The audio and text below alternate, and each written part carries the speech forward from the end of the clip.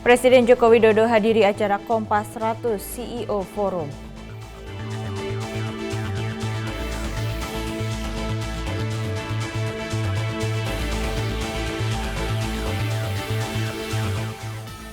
Pelaksanaan apel Kasatwil 2023 hari kedua.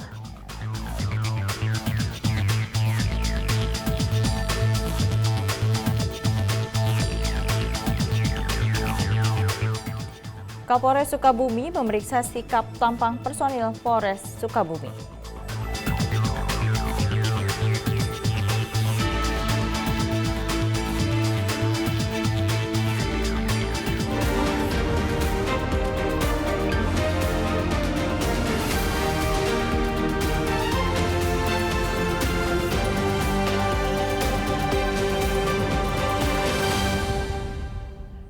Selamat sore pemirsa, Presisi Petang kembali hadir edisi Kamis 2 November 2023. Selain 3 berita utama tadi, selama 1 jam ke depan kami juga telah menyiapkan sejumlah informasi terkini lainnya. Saya Ratu Dianti, inilah Presisi Petang selengkapnya.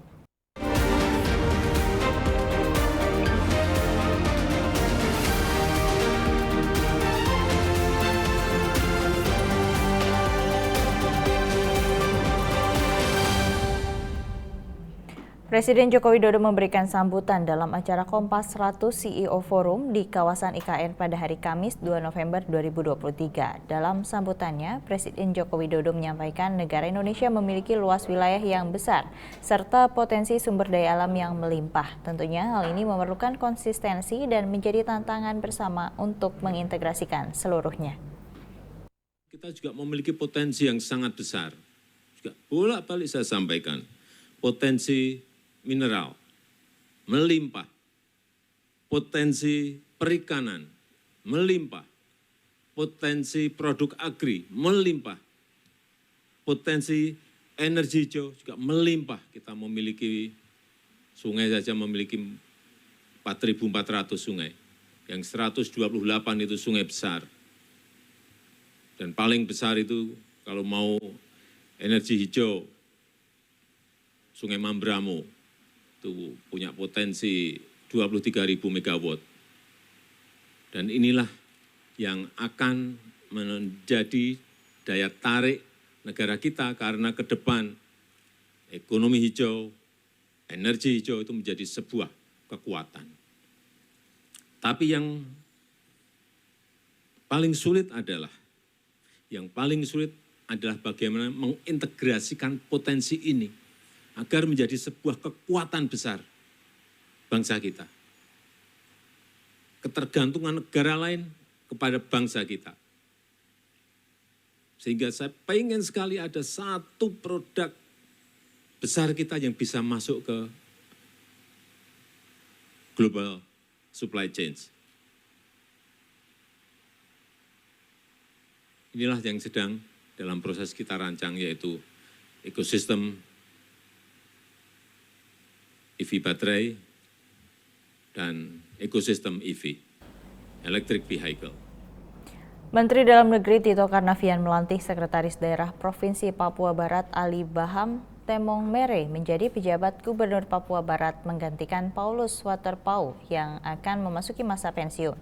Dalam sambutannya, Mendagri meminta agar PJ Gubernur yang baru dilantik rajin belusukan ke daerah-daerah bertemu masyarakat. Menteri Dalam Negeri Tito Karnavian melantik Sekretaris Daerah Provinsi Papua Barat Ali Baham Temong Mere menjadi pejabat Gubernur Papua Barat. Bertempat di Gedung Sasana Bakti Praja Kementerian Dalam Negeri Jakarta pada Rabu 1 November 2023. Pelantikan ini berdasarkan keputusan Presiden Republik Indonesia nomor 104/P tahun 2023 tentang pemberhentian dan pengangkatan pejabat Gubernur Papua Barat. Pejabat Gubernur Papua Barat yang baru, Ali Baham, menggantikan Paulus Waterpauw yang telah berakhir masa tugasnya karena memasuki usia pensiun. Dalam sambutannya, Mendagri meminta pejabat gubernur yang baru dilantik agar bertemu dengan masyarakat dan juga membangun komunikasi dengan berbagai pihak terkait. Tolonglah stigma jarang ada di tempat, itu dibalik dengan banyak kegiatan belusuan di daerah-daerah. Karena kunci daripada pimpinan teritorial, mau itu kepala daerah, pimpinan teritorial TNI, Polri, modal yang paling penting adalah penguasaan teritorial.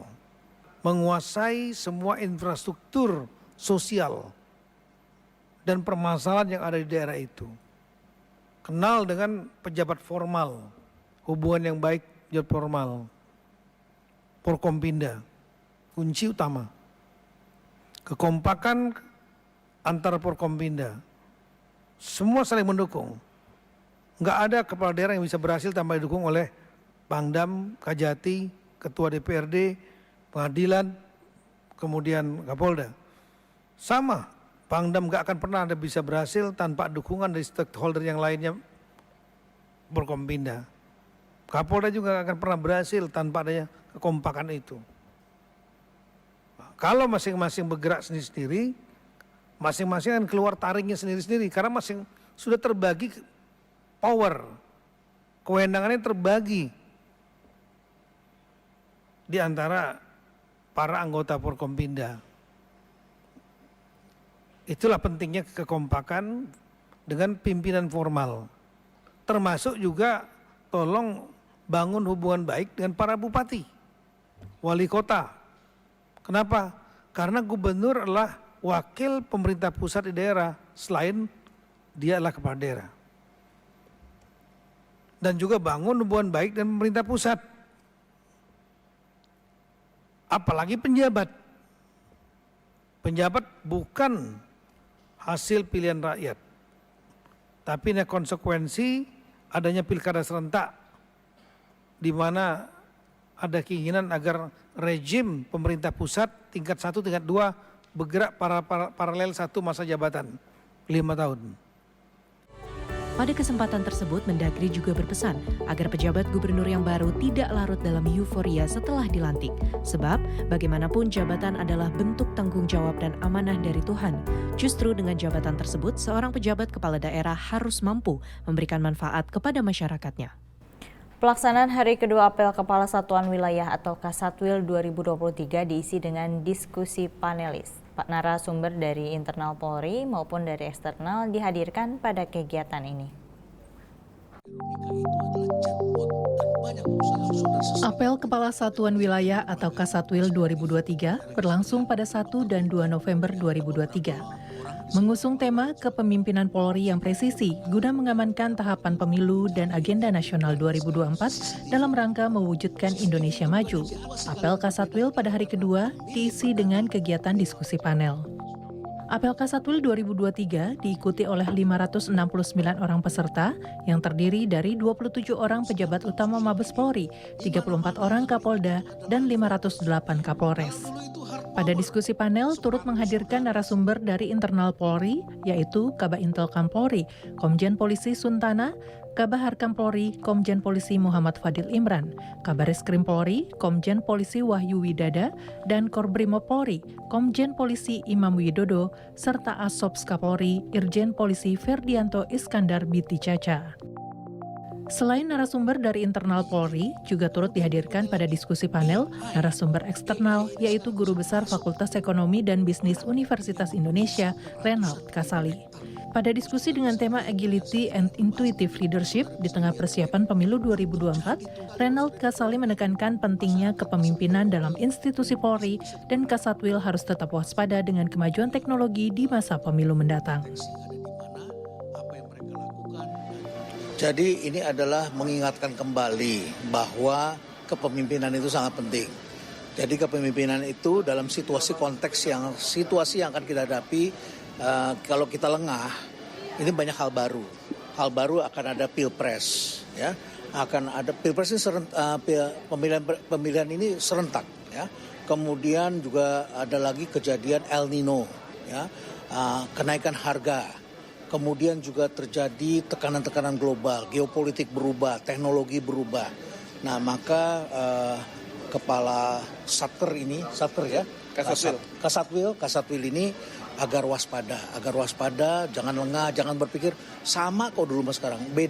Bedanya sekarang banyak robot, sekarang banyak teknologi, Sekarang masyarakatnya banyak pemilih ke depan ini adalah banyak orang muda, 107 juta pemilih pertama. Jadi waspada. Kemudian yang bertarung ini juga saudara sendiri, ya masyarakat sendiri, dan sebagian sudah pernah menjadi bagian bersama dengan Polri berjuang di masyarakat. Sama-sama ikut bantu dalam mengatasi stunting, masalah bantuan sosial, masalah vaksin dan lain sebagainya. Jadi jaga, karena sekarang tuntutan orang adalah keadilan dan penegakan hukum. Selain pembicara oleh pejabat utama Mabes Polri, para Kapolda juga mendapat kesempatan untuk memaparkan kesiapan Kasatwil dalam menghadapi pemilu damai 2024. Dari Jakarta, Jelang Tita Baskara, Willy Amanda melaporkan untuk Polri TV. Tetaplah bersama kami, Presisi Peta akan segera kembali.